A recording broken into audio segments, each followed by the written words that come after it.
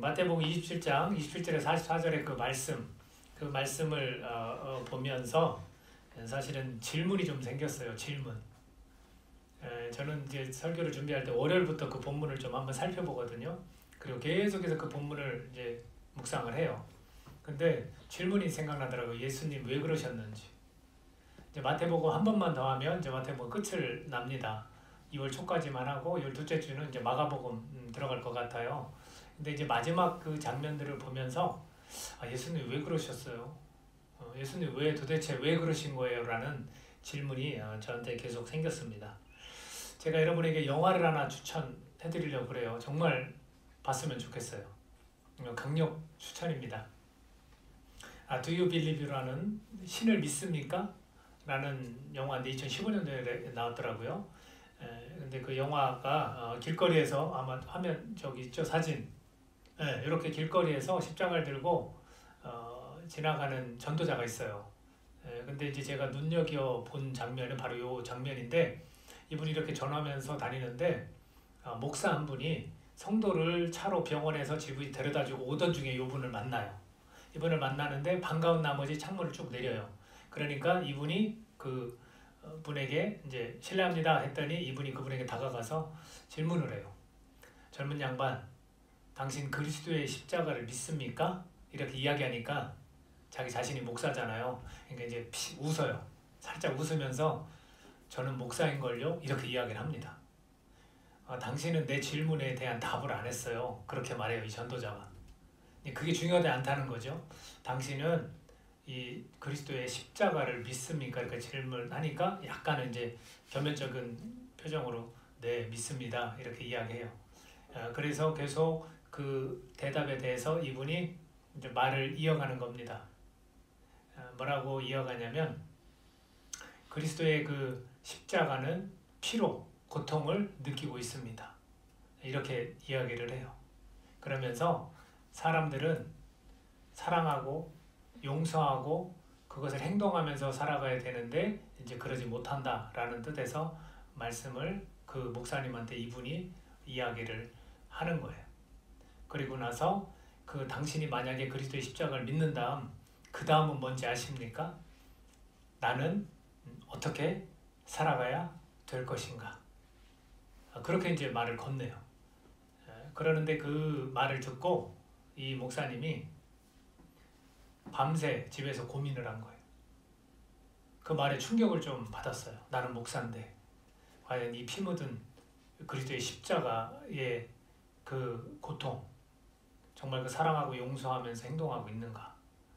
그러면서 이 세상 가운데 당당하게 그렇게 이 그리스도의 십자가를 전하면서 살아야 된다라는 메시지를 저 전도자가 주고, 다른 사진 하나 있거든요. 다음에 설교 때 저렇게 십자가를 세워놓고 십자가에 대해 저렇게 물감으로 색을 칠하고 이 각자의 좌석에 십자가 조그만 걸 하나씩 놓고 설교를 했습니다.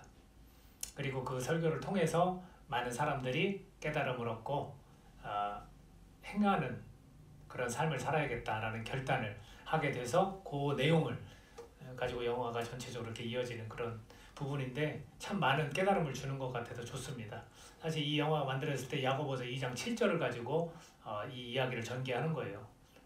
야고보서 2장 7절에 뭐라고 되어 있습니까? 행함이 없는 믿음은 그 자체가 죽은 것이다 라는 거죠. 그래서 여러분들 꼭 이 영화를 봤으면 좋겠는데, 오늘은 왜 내가 이 영화를 추천하고 시작하냐면 저렇게 행동해야 되는, 저렇게 행동하면 좋잖아요. 그리고 십자가의 그 사랑과 용서대로. 근데 저렇게 행동하려면 먼저 원천적인 근본적인 메시지를 오늘은 전하려고 하는 겁니다. 예수님이 왜 그러셨을까? 그걸 알아야 내가 삶에서 사랑하고 용서하면서 삶을 살아가는 거구나 라는 것을 깨달을 수 있게 되기 때문입니다. 현장으로 한번 가보자고요. 예수님께서 지금 이 현장에서 고난 가운데 고통 가운데 놓여 있습니다. 우리가 읽은 이 본문 내용이 바로 이 현장에서 조롱당하고 희롱당하는, 그래서 영적인 희롱까지도 당하죠. 그리고 핍박받는 그런 모습입니다. 28절에서 31절까지는 총독의 군병들이 그를 때리고 옷을 벗기고, 그리고 홍포라는 것, 이 왕이 입는 그런 겉옷 같은 홍포를 입히고 가시관을 엮어서 그 머리에 씌우고 갈대를 그 오르드에 들고 그 앞에 무릎을 꿇고 희롱하여 이르되 유대인의 왕이여 라고 희롱을 하죠. 침 뱉고 갈대를 빼앗아 그의 머리를 막 치고. 그래서 우리가 뭐 패션 오브 크라이스트라는 영화도 보면 이제 우리가 너무 그게 사실적으로 막 묘사를 했기 때문에 보기가 조금 어려울 수도 있는데 살점이 다 찢겨 나가고 피가 완전히 다 온몸에 물든 그런 모습을 연출하고 있잖아요. 그것처럼 지금 그런 장면인 거예요. 그리고 희롱을 당하는 홍포를 벗기고 도로 그의 옷을 입혀 십자가에 못 박으려고 막 끌고 가는. 여기에서 예수님께서 얼마나 큰 수치심을 느끼셨겠습니까? 그뿐이 아니죠. 그뿐이 아니라 극도의 외로움을 지금 혼자 싸우면서 겪고 있는 겁니다. 그리고 그에게는 배신감이 있죠. 자기 주변에서 따르던 모든 제자들이 다 도망갔으니까요. 그리고 더불어서 육체, 이 고통, 겪어보지 않은 사람을 모를 그런 극도의 그런 아픔을 지금 겪고 계시는 거죠.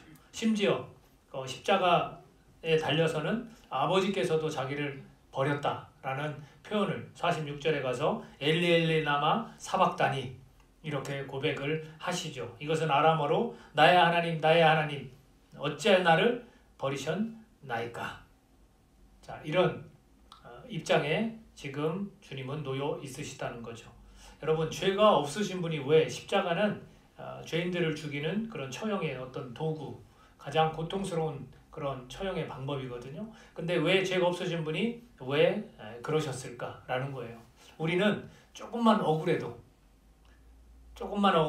또는 조금만 만족이 안 돼도 또 조금만 감정이 좀 상한다 해도 또 조금만 화가 나도 또 조금만 마음에 들지 않아도 우리는 참아내기가 참 어려운 그런 존재들 아니겠습니까? 그런데도 그것을 묵묵히 잘 참아내고 계시다라는 거예요. 최고의 그 고통을 받고 계십니다. 십자가 처형이라는 그 고통과 더불어서 이런 조롱과 희롱이라는 그런 심적 고통까지 지금 받고 계십니다. 그리고 모욕을 당하셔요.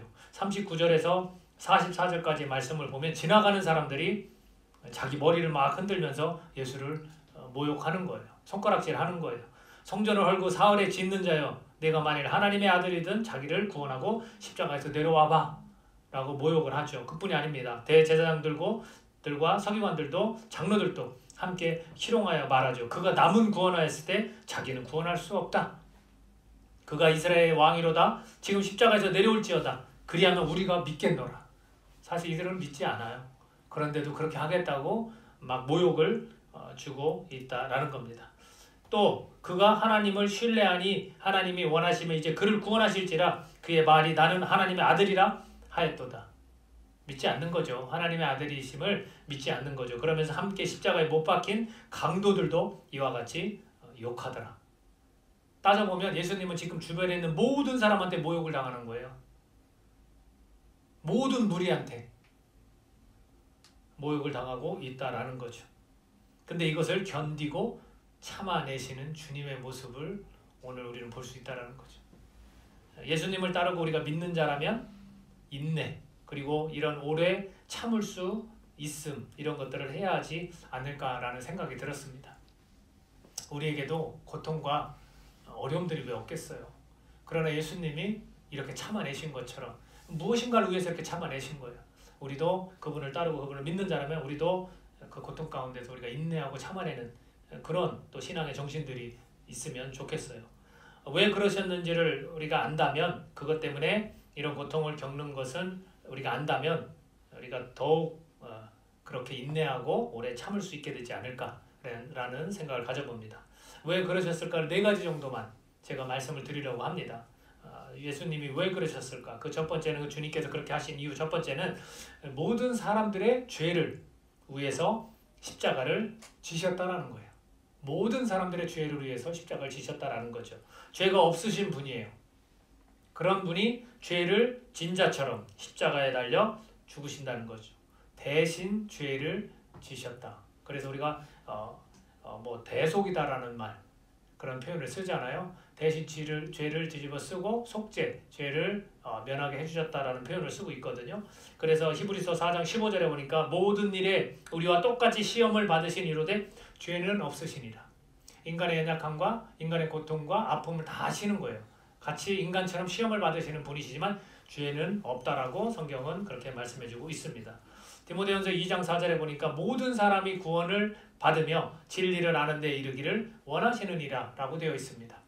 모든 사람이 구원을 받으며 라고 되어 있어요. 진리는 뭐겠습니까? 진리를 아는 데 이르기를 원하시느니라 라고 할 때 진리는 바로 이 예수님의 십자가, 하나님의 십자가의 구속 사건을 우리가 진리라고 할 수 있습니다. 모든 사람이 구원을 받는다라는 건 뭐냐면 모든 사람에게 열려 있다라는 거예요. 열어놓으셨다라는 거예요. 한 사람 한 사람 제외하지 않고 지나가는 모든 길거리에 지나가는 모든 사람까지 다 구원하는 게 아니라 이거는 모든 사람에게 열려 있다라는 표현입니다. 누구든 복음을 들을 수 있다라는 의미죠. 누구든 이건 들을 권리가 있어요. 그래서 듣지를 못하는데 어떻게 믿을 수 있을까? 그래서 로마서 10장 14절에서 사도 바울은 뭐라고 얘기했냐면 전파하는 자가 없이 어찌 들을 수 있을까라고 표현하고 있습니다. 우리는 전하면서 살아야 하는 거예요. 우리는 이 사건을 전하면서 살아야 하는 거예요. 왜 이런 고통을 당하셨는지, 왜 이런 조롱과 핍박과 희롱을 경험할 수밖에 없고 그걸 굳굳이 참아내셨는지, 그것도 분명히 죄가 없으신 분이라고 말하는데 이것을 우리가 전하면서 모든 사람의 죄를 위해서 그가 죄를 대신 짊어지셨다라고 전하면서 사는 거죠. 모든 사람들의 죄를 위해서 예수님이 십자가에서 죽으셨다라는 말을 하는 거고요. 또 하나는 전하는 일에 부담을 갖고 말하는 것이 아니에요. 내가 겪은 그런 값비싼 은혜를 전하는 거예요. 내가 만약 믿는 자가 되었다면 내가 이것을 받아들이기까지 그 주님께서 그런 고통을 당하시고 그로 인하여 내가 이것을 받아들였더니 내가 이러이러한 경험을 하게 되었다라고 그것을 그대로 값싼 은혜가 아니라 값비싼 예수님의 피값으로 나를 구원하셨으니 얼마나 값비싼 겁니까? 목숨을 다해서 나를 살리셨으니 그러니까 그것을 그대로 전하는 겁니다. 내가 받아들인 그 사실을 그냥 전하면 되는 거예요. 내가 새 생명을 얻었다. 그 이야기를 하면 되는 겁니다. 내가 다시 태어났다. 그런 이야기를 말하면 되는 겁니다. 그래서 히브리서 9장 13, 14절 우리 같이 한번 한 목소리를 읽으면 좋을 것 같습니다. 자, 같이 읽겠습니다. 시작. 염소와 황소의 피와 및 암송아지의 죄를 부정한 자에게 뿌려 그 육체를 정결하게 하여 거룩하게 하거든 하물며 영원하신 성령으로 말미암아 흠없는 자기를 하나님께 드린 그리스도의 피가 어찌 너희 양심을 죽은 행실에서 깨끗하게 하고 살아계신 하나님을 섬기게 하지 못하겠느냐. 바로 이것을 전하는 거예요. 그 피로 우리 양심이, 우리 행실이 이런 못된 행실과 못된 말과 모든 생활들이 새롭게 되어졌다라는 거죠. 그것이 내가 새 생명 얻었고 다시 태어났다. 이제는 깨끗함으로 의롭게 이제 살아가는 거거든요. 그래서 그것을 그냥 전하면 되는 거예요. 그래서 나는 하나님을 섬긴다. 그렇게 말을 하면 되는 거죠.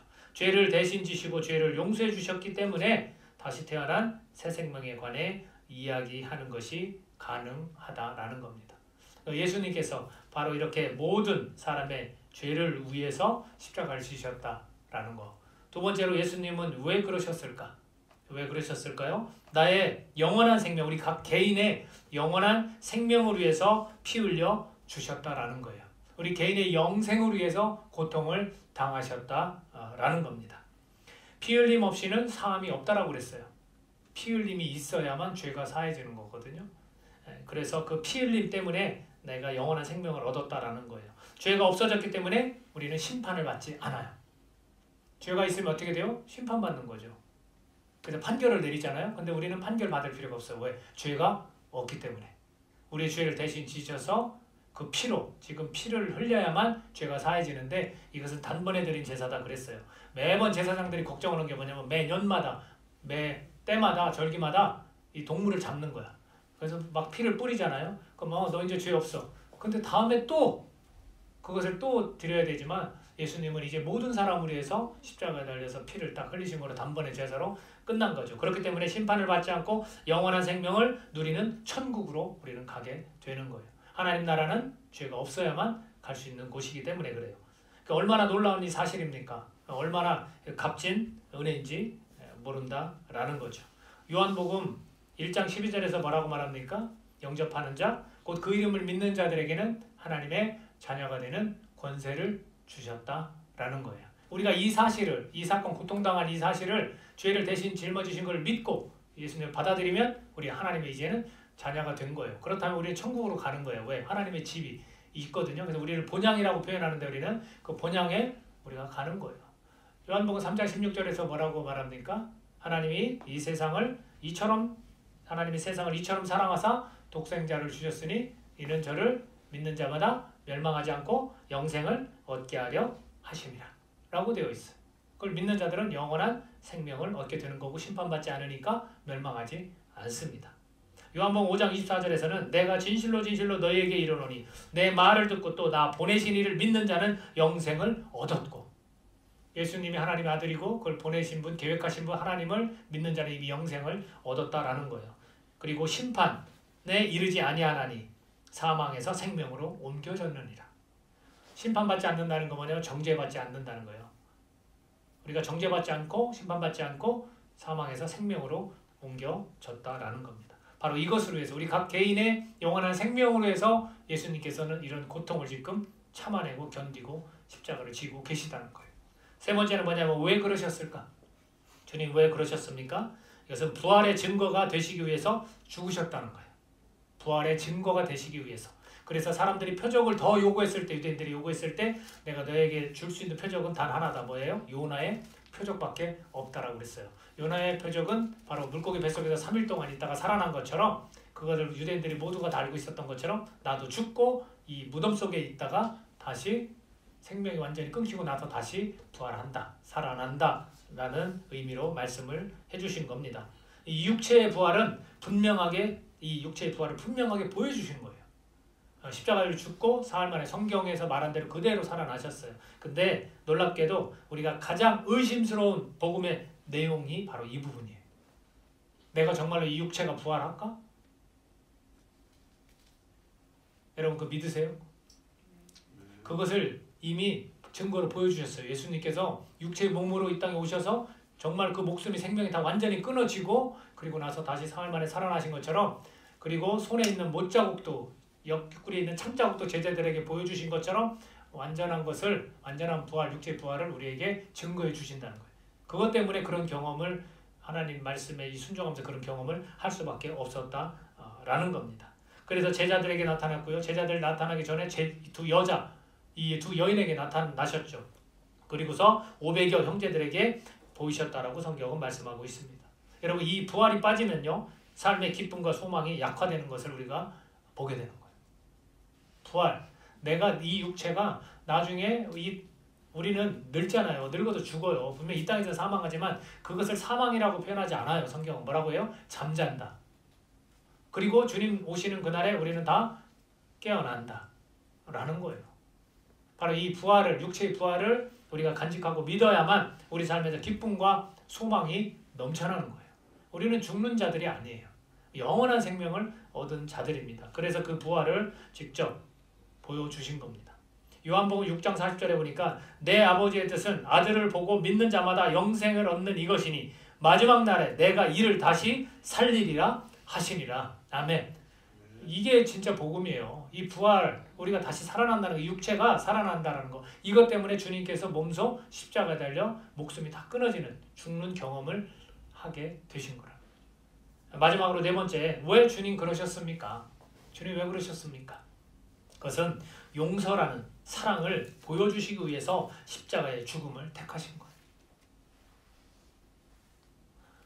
누가 그러더라고요. 엘리 엘리 라마 사박단이라고, 하나님 어찌하여 나를 버리셨습니까? 라는 그 구절이 하나님에 대한 원망일까? 정말 그럴까요? 아니라는 거예요. 그 말의 진정한 의미는 주님, 저들을 그렇게 사랑하십니까? 저 죄 많은 사람들 그렇게도 사랑하십니까? 아들이 그렇게 얘기하는 거예요. 하나님의 사랑, 어떤 것인지를, 하나님의 용서가 어떤 것인지를 많은 사람들이 알고 깨닫도록 십자가를 예수님께서는 택하신 거라는 거죠. 그래서 그런 모진 고통과 이런 십자가 처형을 몸소 그렇게 경험을 하시는 겁니다. 내가 무엇을 했다고 죄를 용서해 주셨을까? 내가 사실 우리 자신을 생각해보면 내가 뭐라고 내 죄를 용서해 주셨지? 내가 뭐가 잘났고 내가 뭐 어떤 부분 때문에? 답은 하나밖에 없어요. 뭐예요? 사랑하니까. 내가 너를 사랑하니까. 그 목숨을 버리면서까지 보여주신 것. 사랑이에요. 모든 것들을 용서해 주신 거죠. 중보자가 되어주셨어요. 그래서 하나님과의 관계를 회복시키기 위해서 내 죄를 대신 지신 거예요. 죄가 있으면 하나님 앞에 나올 수도 없고요. 하나님 보지도 못해요. 그 죄를 씻어주시니 하나님의 자녀가 되었고 영생을 얻었고 그 하나님을 섬기게 되는 거죠. 그 하나님과의 관계를 회복시켜 주신 거죠. 평화가 찾아오는 거예요. 내 안에, 내 영혼 안에 평화가 찾아오는 겁니다. 내 공허함, 내 허전함, 내 갈급함, 목마름, 이 모든 것들이 다 채워진 거예요. 그 하나님의 사랑, 그 하나님의 용서, 그것 때문에 다 채워진 거죠.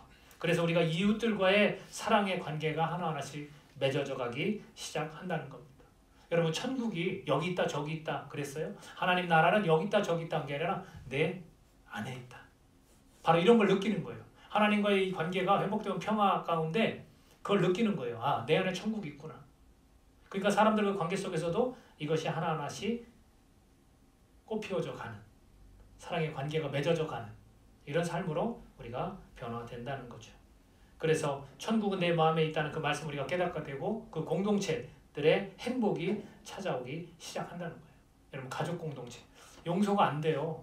부모가 용서가 안 돼요. 그러나 바로 이 하나님 아버지의 이 용서, 이 사랑을 깨달으면 용서가 되는 거예요. 그 우리 가족도 하나님이 그렇게 사랑하시잖아요. 다만 모를 뿐이지. 근데 나는 그걸 깨달았잖아요. 그러면 나도 하나님 나를 사랑하신 것처럼, 나를 용서해 주신 것처럼 나도 누구든 용서해 줄 수 있는 거예요. 여러분, 친분 공동체도 마찬가지죠. 친구나 배신당한 경우 있죠. 저도 배신을 당했거든요. 근데 이런 것들이 다 용서가 되는 거예요. 내가 용서를 받아보니 용서하지 못할 사람이 없더라고요. 그러면 그것이 사랑의 관계예요. 그렇다고 그 사람하고 친해지고 막 좋아하고 이러는 얘기가 아니에요. 내 안에 가지고 있던 이 분노, 이 억한 심정 같은 것들을 다 녹아뜨리는 거예요. 그러니까 자유가 자꾸 찾아오고 화평이 자꾸 찾아오는 거예요. 어디 그뿐이겠습니까? 교회 공동체도 마찬가지죠. 교회가 그런 곳이죠. 나를 볼 수는 없지만 너네들이 서로 사랑하는 그 모습을 보고 하나님이 살아계신 것을 나타내라는 거죠. 제가 영화를 추천을 했잖아요. 그 영화를 꼭 보셔요. 정말로 강력 추천합니다. 같이 볼 수 있으면 좋겠지만 1,000원, 1,200원, 1,500원이면 뭐더라고요. 여러분 꼭 보시기를 부탁드리고, 제가 끝으로는 어느 한 보나라는 목사님, 스코틀랜드의 목사님이 찬송가의 가사를 쓰셨는데 오늘 이 말씀과 너무나도 똑같아요. 그래서 그것을 같이 한번 우리가 이것을 읽기를 원합니다. 한번 천천히 우리 같이, 저렇게 쓰니까 읽기가 어렵죠? 보여요?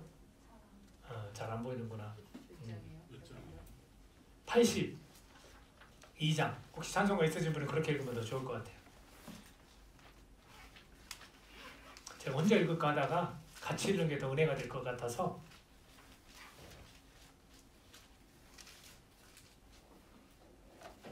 1843년에 아마 이 목사님이 작사를 하신 것 같아요. 자, 1절부터 4절까지 있는데 우리 천천히 그냥 끝까지 이렇게 읽도록 그렇게 하겠습니다. 자, 읽겠습니다. 시작.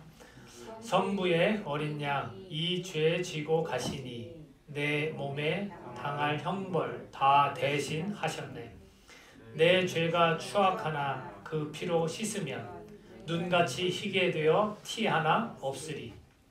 내 죄를 회개할 때 용서해 주시고 병든 몸 고쳐주사 새 생명 주시니 내 속에 쌓인 근심 한없이 크건만 주 친히 벗겨주사 위로해 주시네.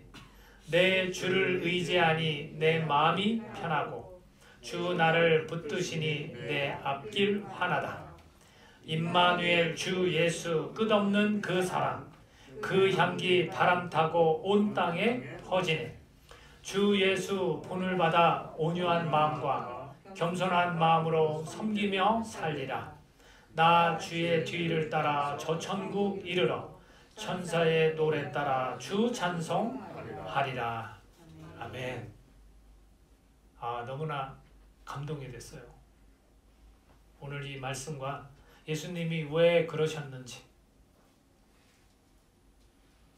예수님이 그렇게 하신 그 행동, 그 순종, 그것과 너무나도 잘 맞는 그런 찬송가의 가사여서 우리가 이렇게 함께 읽게 되었습니다. 이 원론적인 이 메시지, 예수님 왜 그러셨습니까? 오늘 이 내용을 좀 우리가 같이 기억하시고 또 우리가 행동할 수 있는 이것을 그대로 삶에서 사랑으로 용서하는 것들을 실천하며 우리가 살아갈 수 있는 예수님의 자녀들이 모두 되어주시기를 축복합니다. 같이 기도하겠습니다. 이 시간 우리 주님 앞에 성령님 의지하는